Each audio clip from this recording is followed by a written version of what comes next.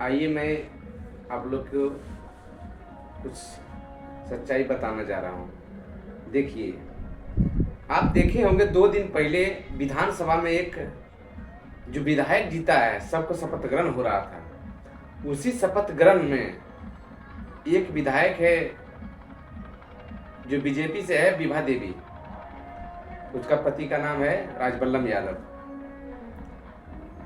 वो विधायिका शपथ ग्रहण ले रही थी विधानसभा में, तो उसको लेटर जो पत्र होता है उसको पढ़ने लिए नहीं आता। वो उतना पढ़ा लिखा नहीं है, इसलिए उसको उतना पढ़ने के लिए नहीं आ रहा था। तो लोग बोली उसको बात लड़खड़ा कर बता रही थी, पढ़ रही थी।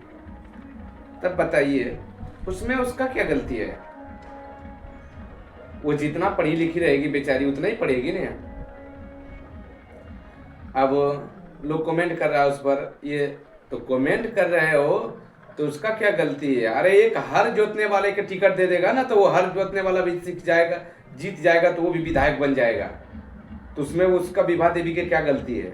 उसमें कुछ नहीं, बेचारी जितना पढ़ी लिखी थी उतना वो पढ़ रही है। तो उसमें आप लोग कमेंट करते हो, ये अच्छी बात नहीं है।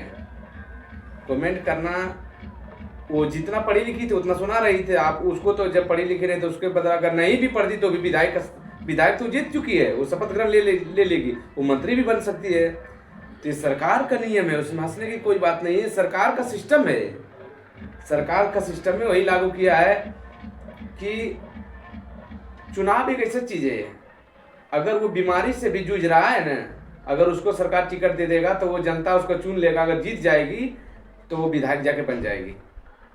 तो उसमें उसका क्या गलती है? तो सरकार का सिस्टम है, सरकार का रूल है। सरकार ने देखिए, अगर एक कर्मचारी लेवल का भी अगर नौकरी होगा ना, तो उसको पहले मैट्रिक इंटर करना पड़ेगा, योग्यता रहना पड़ेगा। उस हिसाब से उसको एग्जाम पहले होगा, एग्जाम में अगर रिजल्ट उसका फाइनल होगा, पास होगा, तब उसका फिजिकल लिया जाएगा। और फिजिकल में पूरा नहीं आएगा तो उसका फिर नौकरी नहीं होगा। अगर मेडिकल में वो थोड़ा सा भी अगर प्रॉब्लम होगा तो उसको रिजेक्ट कर देगा। अब विधायक बनने के लिए क्या है? उसके पास खांसी, शुगर, जो भी बीमारी से जूझ रहा है उससे कोई लेना देना नहीं। उसको सरकार टिकट दे दिया, नहीं भी टिकट देगा तो जनता उसको जो चुन रहा है, निर्दलीय भी अगर खड़ा हो जाएगा तो अगर जनता उसको जिता दिया तो जीत के विधानसभा चल जाएगा। तो ये है सरकार का कमियां। सरकार का से यही आग्रह करता हूं कि पहले कुछ ऑफलाइन का जमाना था, पढ़े लिखे कम व्यक्ति थे तो जमाना नहीं था। अब तो पढ़ा लिखा का जमाना आ गया है और अब ज्यादा करके व्यक्ति सभी शिक्षित हो गया है। नीतीश कुमार का राज में एक चीज, नीतीश कुमार जी, मैं अपने मुख्यमंत्री जी को बहुत बधाई देता हूं कि ये बिहार का जो है, बिहार का शिक्षा के मात्रा में बहुत अच्छा काम किया है। और अभी पहले से और अभी में बहुत अंतराल है। सभी लोग कुछ न कुछ पढ़े लिखे हैं। अब मूर्ख बहुत कम आदमी है लेकिन बहुत कम है, बहुत कम परसेंट, कम से कम 5% होगा, 95% कुछ न कुछ सब लोग पढ़ा लिखा है। तो इसलिए सरकार से आग्रह करना चाहता हूं कि ये सरकार की गलती है। आप अगर नॉमिनेशन पर वहां अगर रोक लगा देते, जो पढ़ा लिखा नहीं रहेगा वो चुनाव नहीं लड़ सकता, उसका नॉमिनेशन नहीं होगा, वो विधायक नहीं लड़ सकता है।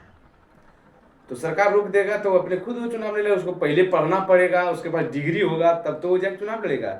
लेकिन वो नियम नहीं है। सरकार ने नियम लगाया है कि कोई भी है जिसको जनता चुन लाएगा उसको विधायक बन जाएगा, उसको मंत्री बन जाएगा, वो बिहार सरकार का चला सकता है।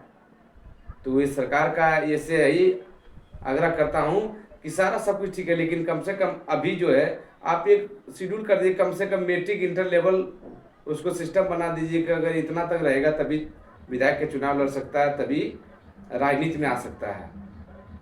इसीलिए मैं आप एक वीडियो बनाया था। इस वीडियो को ज़्यादा से ज़्यादा शेयर कीजिए। सभी लोग को समझ में आ जाना चाहिए कि सरकार चलाने के लिए जब वो खुद बुद्धिमान नहीं रहेगा, खुद शिक्षित नहीं रहेगा, तो दूसरा को शिक्षा कैसे दे सकता है? उसका शिक्षा अगर नहीं रहेगा तो शिक्षा का उसका ज्ञान ही नहीं पता चलेगा कि शिक्षा क्या चीज़ होता है। तो इसलिए पहले जो मार्गदर्शन जो देता है उसको बढ़िया रहना चाहिए, उसको शिक्षित रहना चाहिए।